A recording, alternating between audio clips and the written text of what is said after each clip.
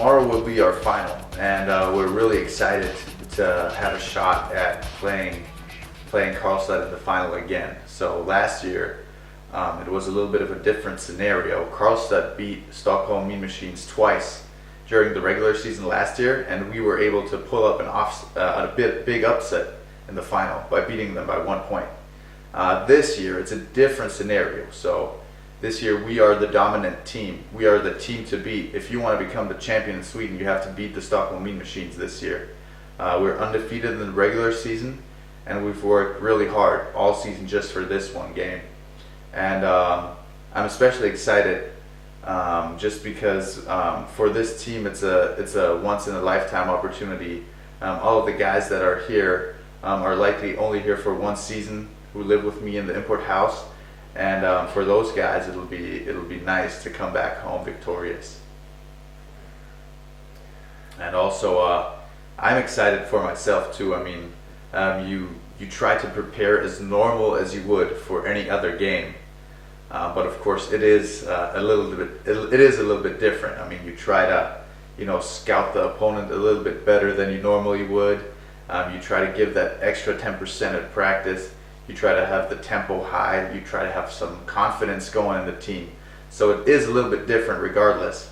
But all in all, we are very well prepared, and we are really confident going into the game tomorrow.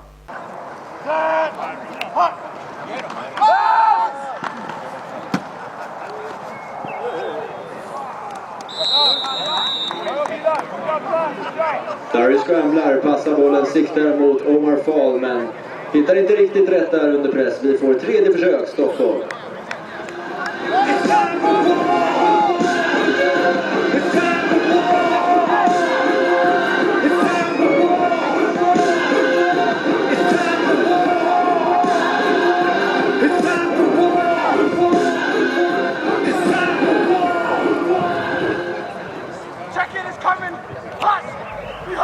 So as a quarterback, you have a little bit of a different approach to the game.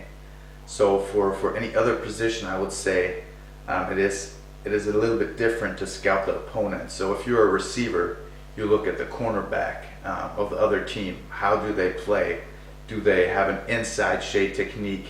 Do they like to cover press? Are they fast? Are they shifty? Do they overplay? Do they overreact? Can you beat them with double moves, stuff like that? As a quarterback, you really have to see the entire field. And I think when you prepare for a game like this, it is really important to see what are they trying to take away defensively? Who are they trying to cover? So are they trying to take away our import player by double teaming him, by bracketing him is what we call it? Do they try to stop the run? Do they try to stop the pass? And for this game, it will definitely be their approach to stop the pass and to stop our import player. So they are a team that like to play with 3 deep safeties, and it is important for us to take advantage of that by getting the run game going. And once they start changing their focus point, trying to stop the run, trying to bring some more pressure on the quarterback, that is when we have to take advantage of the field, of our athletic playmakers on the outside, our receivers, our import receivers. And of course, we are trying to create mismatches across the board so that we get a linebacker covering one of our quicker receivers, or we get a single man coverage on our import receiver. We're trying to beat the zone coverage by moving him around, by motioning him, and just window dressing the plays that we run all season long out of different formations, different looks. So we really want them to be on their heels, reacting to us, reacting to what we show them, rather than the other way around where we have to adapt to them. So we're trying to dictate what we are going to do. But of course, it is important to be able to adapt and to change things, also mid-play with run-pass option plays. So that's a big difference. As a quarterback, you really have to see the whole field when you prepare for a game like this. And of course, you have the ball in your hand every single play. So friends who watch, family who watch, they're excited to watch me play, because pretty much on every play, I have the biggest impact on where the ball goes. I mean, if it's a run play, I can audible to a pass. If it's a pass play, I can run audible to a run play. I can run with the ball myself. So it is a very exciting position for friends and family to watch. And of course, they're excited to be watching. My family's actually coming to the game. They flew in from Austria and had a nice week in Sweden, and also went over to Copenhagen. And now they're coming to the final tomorrow. So it's going to be exciting, and a bunch of friends back home will be watching on the live stream as well.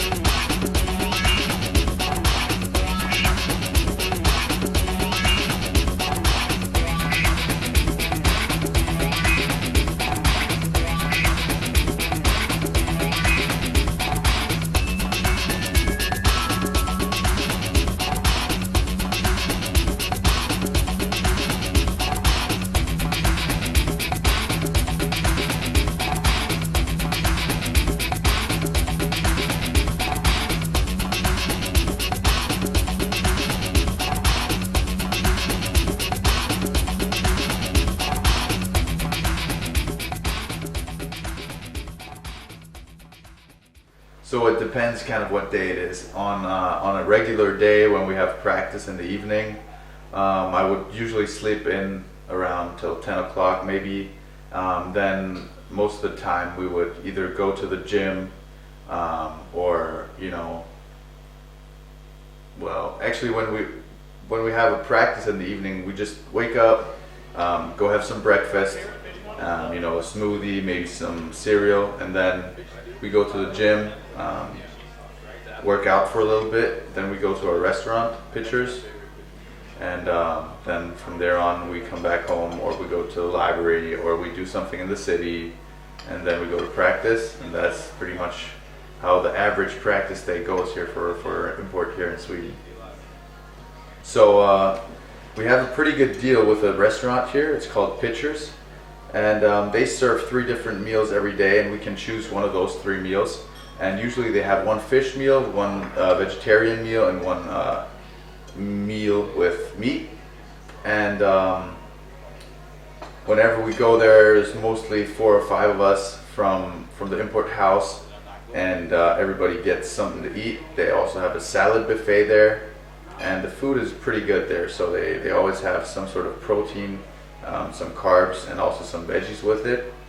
And we go there, we eat, and it's pretty good food there. So we really enjoy having Pitchers as one of our sponsors. It's probably one of our favorite things of being an importier. Great. Remember when everybody could watch the Harley ride from 2007 and nobody was there? Lucky for this month. Yeah, we have to go someplace to go.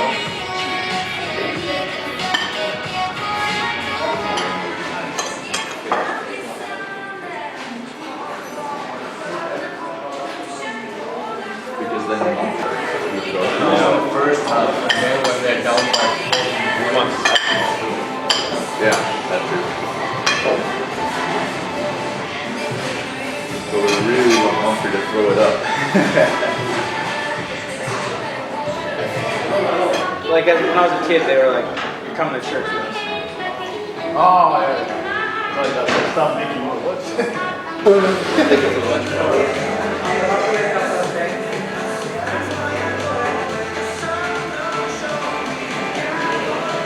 Still play some pong? Yep. Palm.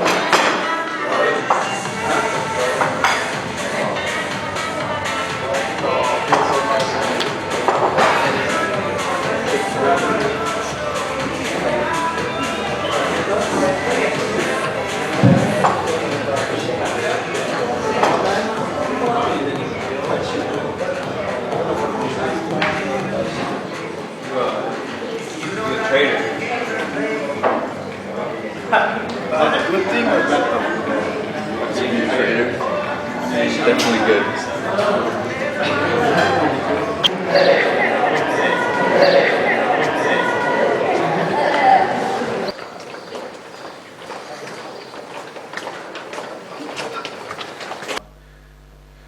So for us preparing, the playbook is sort of very adaptable for every different team that we play. We try to have a different game plan according to what they are trying to take away. For us, the playbook is, we actually do not have a written playbook. So when we go into the season, we sort of add on as we go. And at the end of the season, we have a lot of plays to choose from.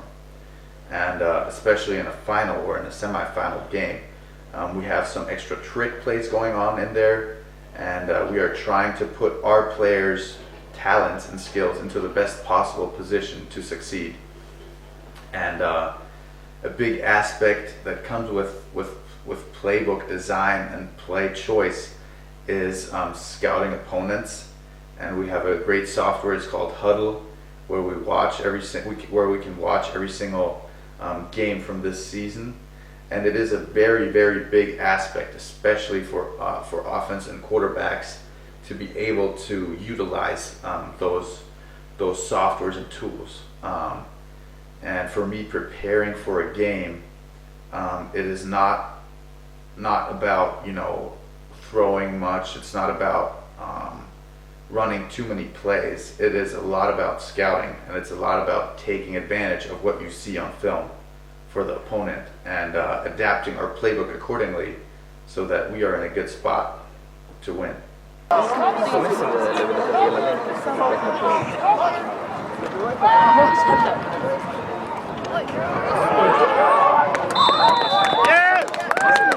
Snygg passning till Stockholm nummer 7, Michael Sander ger touchdown Mean Machines.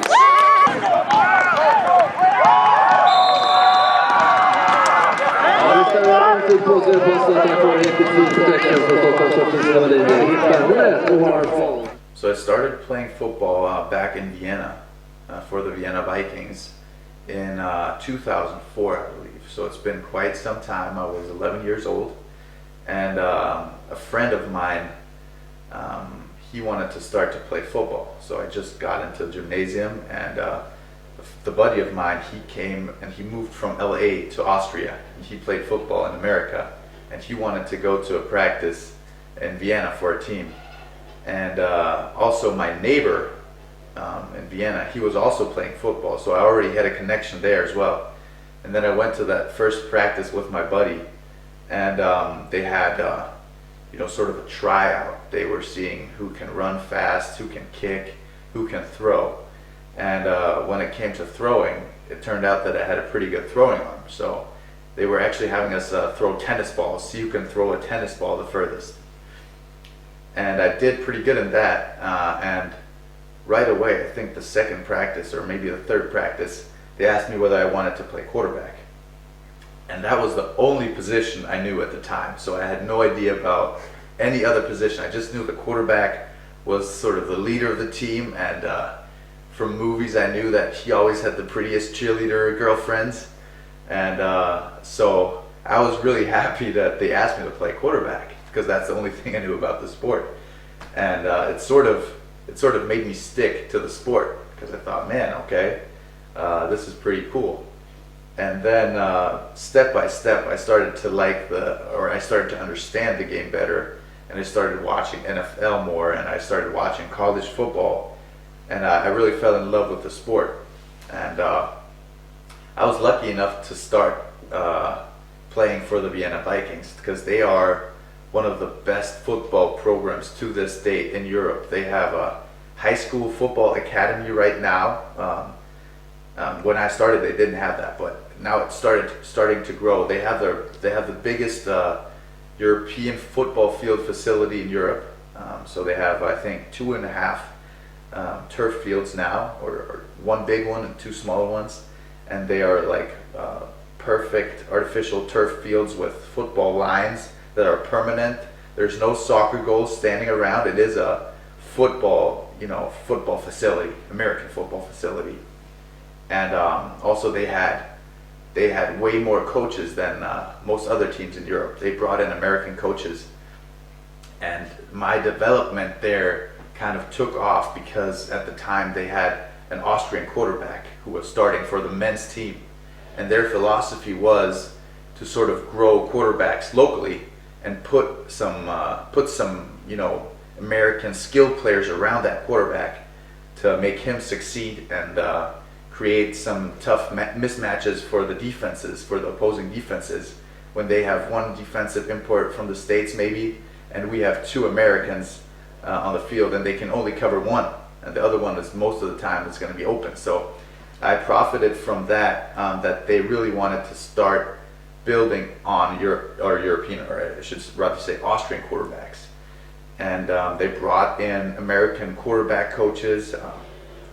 They brought in now the head coach for Swedish Superbowl, supposedly best team in Europe right now, as an offensive coordinator when I was, I think, 15 or 16. And I got to be coached by him as well.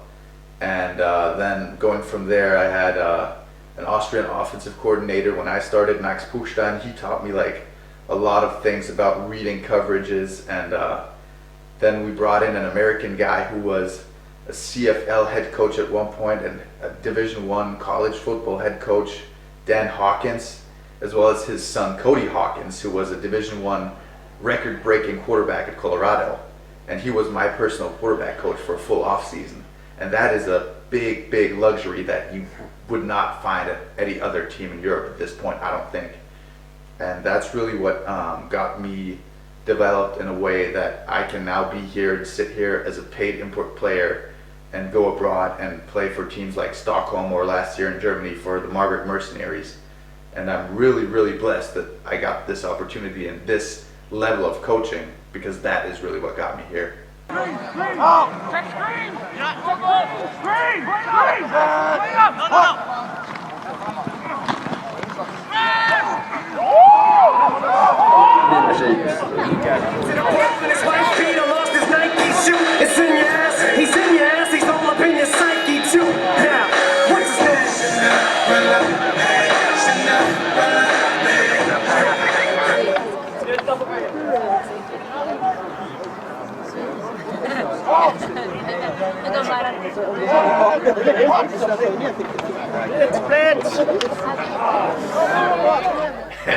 The life of a quarterback, is it work or is it fun? Well, it's both, Playing quarterback for me is the most fun position in sports, because unlike any other position, you have the ball in your hands every single play, and you get to dictate what's going on the field, more or less. I mean, of course you have coaches giving you plays and stuff, but whenever you feel like this play is not working, you can audible on the line, and nobody's going to stop you from doing it. So you have a lot of responsibility, but you also have a lot of fun, because you have the power to manipulate the game the way you want it to go. And I think over here in Stockholm, we practice 3 times a week with the full team. Then we have an extra physiotherapy session after games on Monday. So it's pretty much 4 practices every week. And outside of those 4 practices, there is room for a lot of fun too. Okay.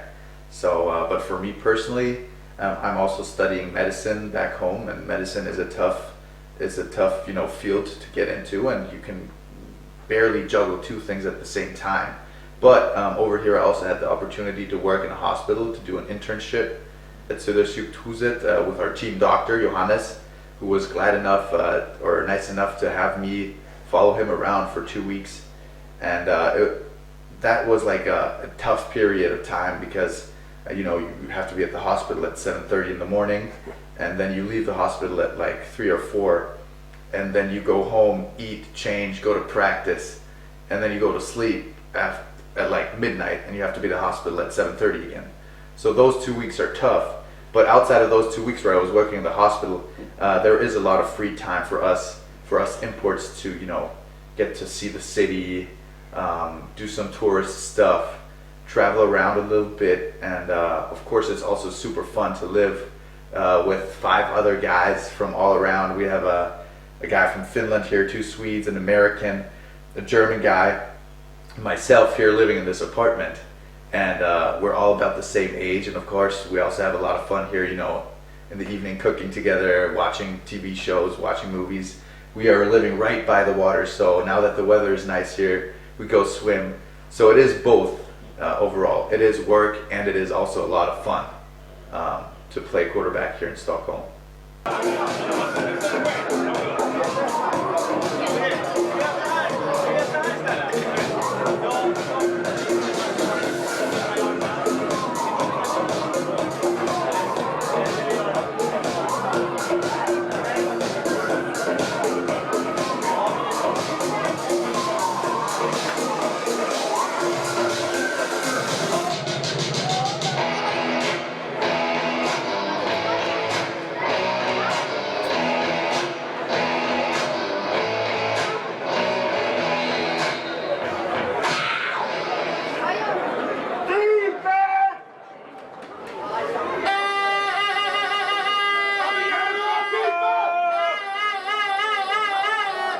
Well, we have what made the Mean Machines go to the final this year is, first of all, we have a great team. We have a great team chemistry, and we brought in a lot of very talented guys from outside. So those 2 factors are like the base foundation. And building on that every single week, every single practice, every single meeting we have just makes us better and execute at a higher level as well. And the execution on game day is what everybody sees, but the preparation behind it is what got us to the final. So it's just that we have been preparing very well for every single opponent that we faced this year, especially in the Swedish League. We were very successful. And also we had 2 international games against top teams in Europe. We played against the Helsinki Roosters and against the Copenhagen Towers. And those 2 teams are top 10, if not top 5 teams in all of Europe. And playing against competition like that is really what makes you a lot better as a team. When you face a Swedish team that has maybe even lost in the Swedish League 2 or 3 games, and you play against them, you go into that game with a lot of confidence. A lot of confidence. And confidence is a big factor, especially when it comes to football, where it comes down to maybe a yard, or maybe half a yard, or half a second of being faster where your opponent is. When you do something with confidence, you can do it fast. And that is a big impact for the whole team. When every teammate on the team really thinks we're the better team, that's a big impact. And then the preparation that we put into on top of the confidence is what raises the confidence again. So it's sort of an upward spiral. And I think that spiral is turning pretty fast for us upward.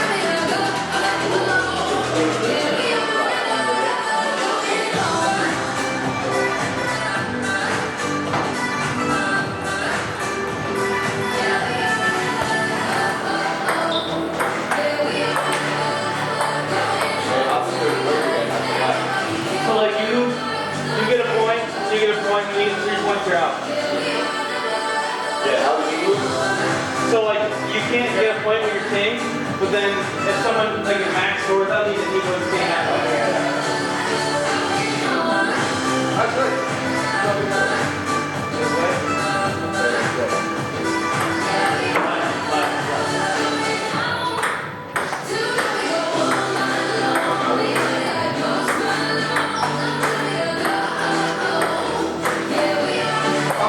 December probably. So in December, I got a phone call from Coach Pilbeck, the head coach from the Stockholm Mean Machines, and he asked me, "Hey Alex, what are you doing this season?" I said, "Well, I'm thinking about quitting to play American football because, well, first of all, I had played in the German football league the year before, and I injured my shoulder. I had a dislocated left shoulder, and I kind of pushed through that, tried to go without surgery, and I was really thinking about, maybe it's time for me to call it quits after this injury, and also I was about done with my medical university studies.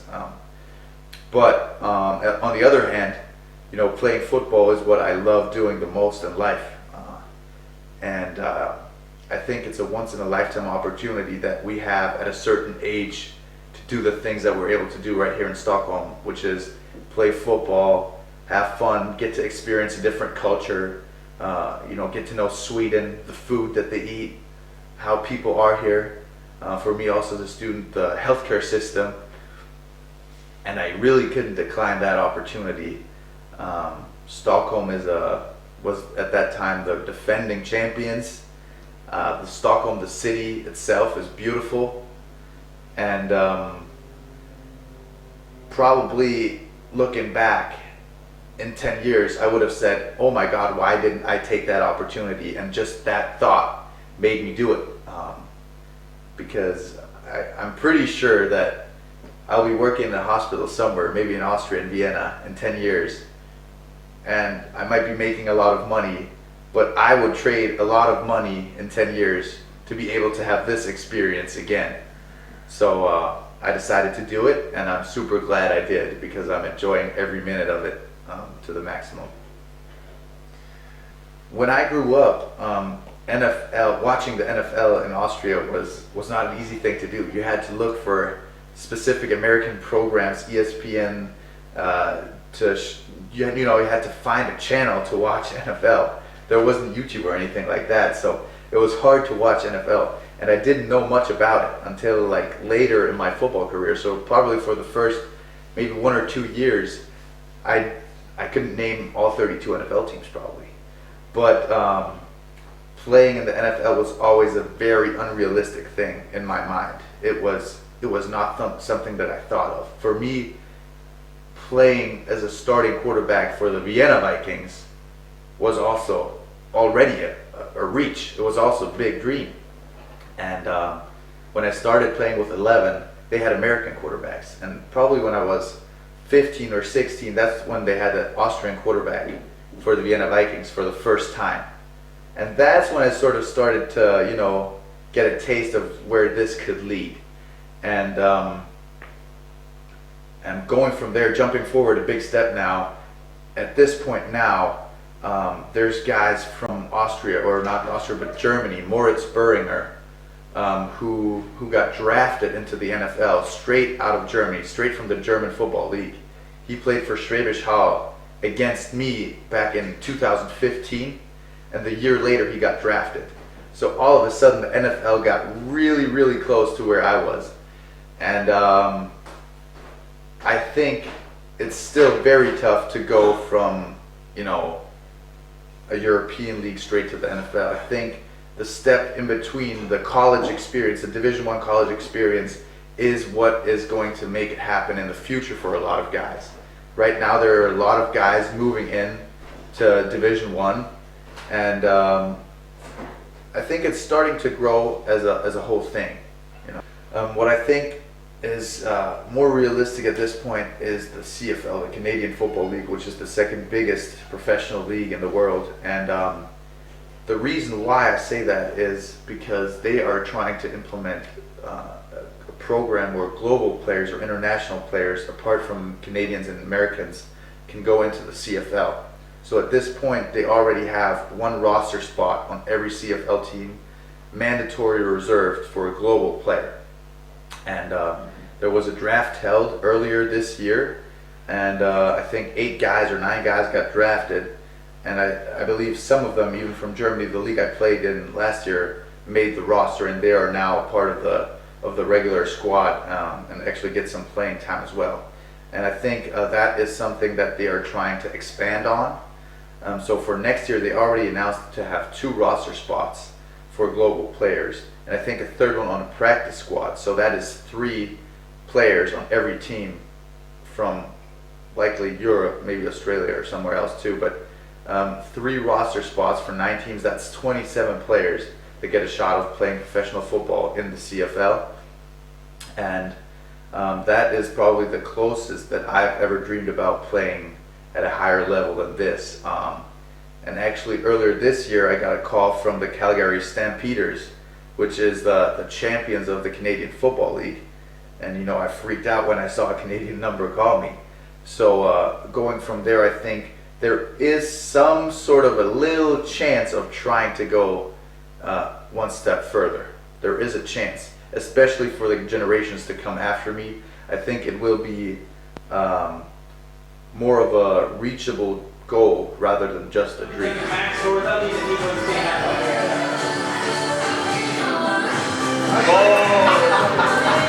That was it.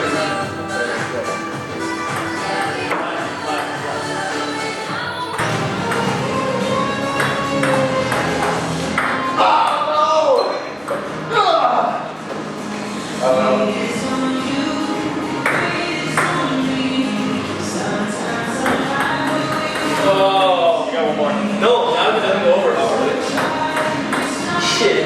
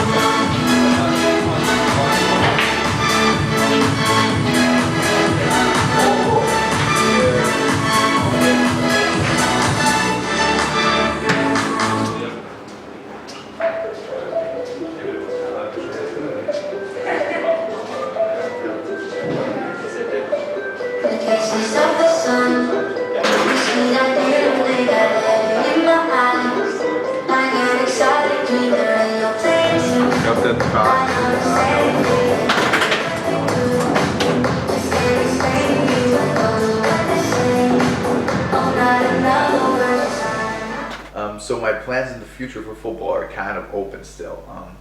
I will be graduating in med school or I will likely graduate in med school hopefully in April 2020. So that will sort of put a lid on my career, I believe.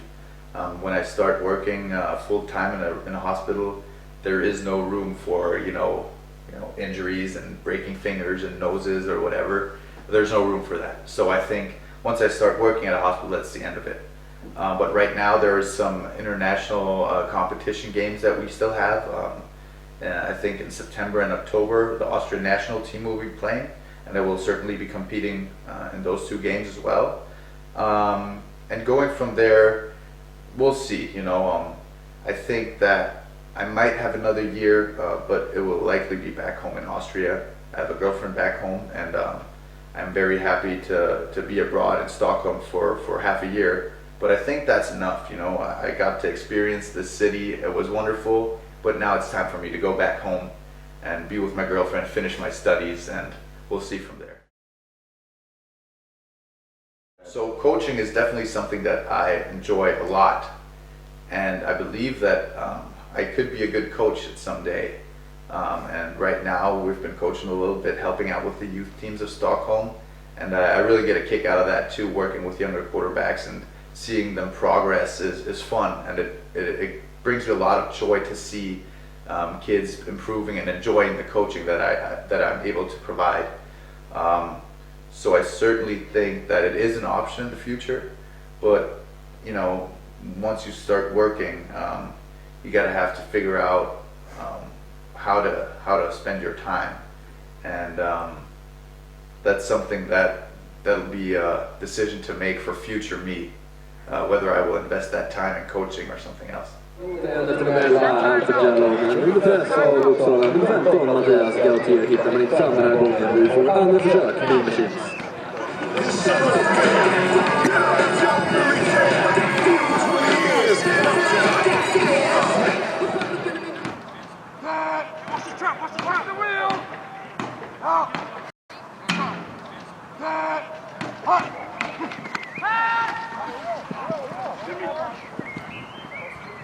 So the first game was a home game against Karlstad, the supposedly best team in Sweden, and it was a totally different experience for me.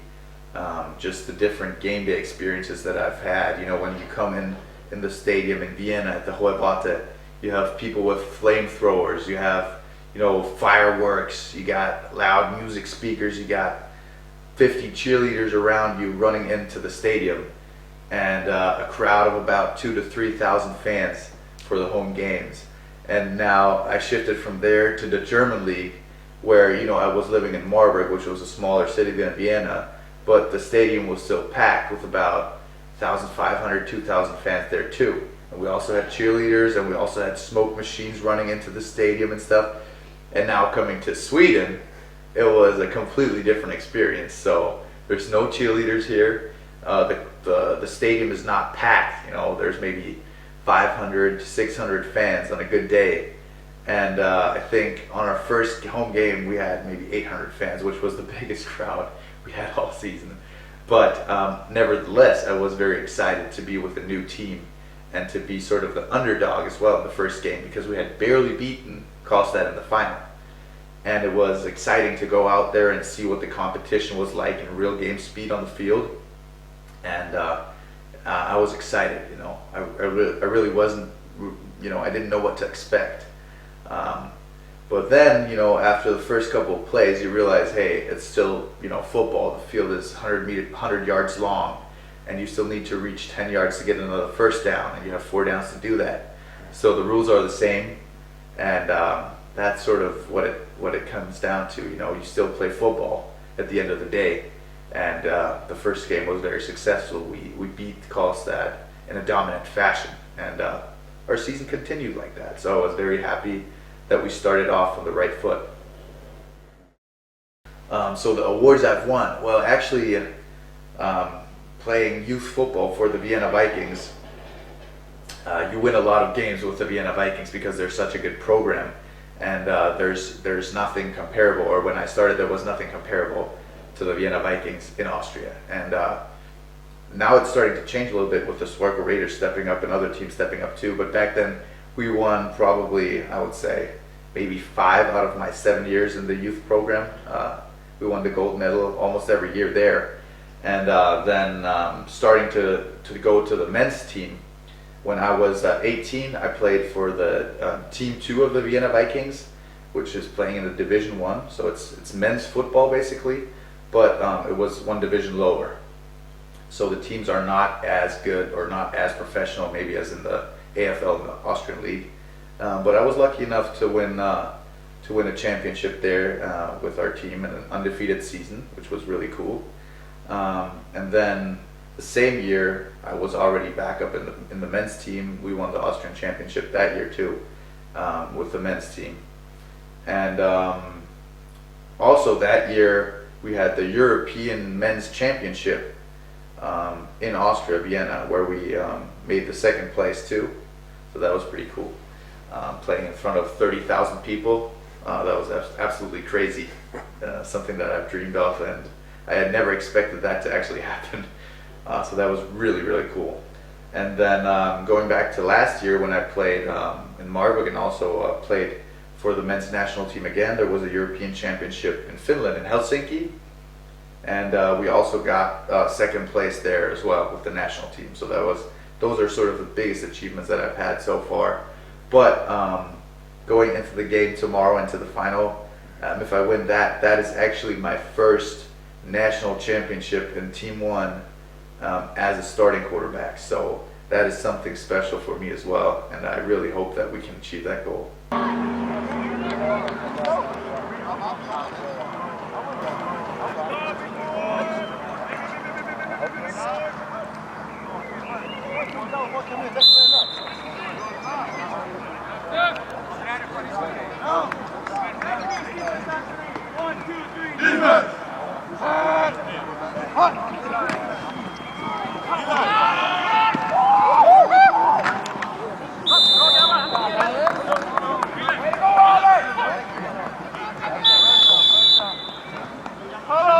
Ja, det är Thury som ligger själv, men stoppas så småningom av Uppsala nummer 9, Fabian Söderberg.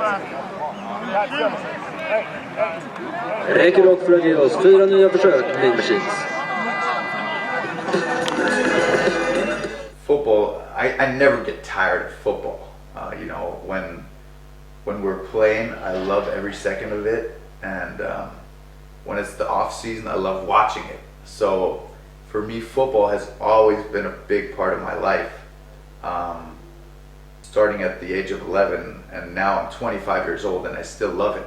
So getting tired of football is never on my mind. It really isn't.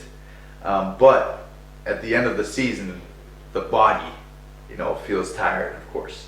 And throwing every practice, probably 150 balls 4 times a week, and also having a game on the weekend, it certainly does feel tiresome on your arm sometimes. So I do enjoy the off season just from a physical standpoint. But if my body could, I would play every weekend. I think football in Europe in the future will definitely grow. I can speak for Austria. There has been a lot more media coverage concerning the NFL, and now there's starting to be college football games broadcasted once a week. And also the Super Bowl as an event itself has started to really have an impact on growing the sport. People who have never watched a football game in their lives go to Super Bowl parties because they want to experience, you know, the American food, the chicken wings, the burgers, the ribs, you know, fries and all of that as an event. And on the side there's some football going on, and some of the guys might be going, hey, I like watching this. And some of those guys who really enjoy watching it say, hey, let's, you know, try play football. And they go to one of the local teams and they join the team. And I think just the media coverage attracts more and more people into the sport. And I think that's a good thing. And the second thing is that it's starting to become more and more professional, in the sense that people starting at a young age coming into the sport, they really have a nice surrounding. They have football academies that will really push them to become elite athletes at their sport. And now with people like Brandon Collier, who's a former Vienna Vikings player from the States, starting to found a company to bring players from Europe to Division I college football. That's his company doing, like, that's what their company does. They bring the most talented kids from Europe, take them to America, drive around all of America to different colleges, and showcase their talents.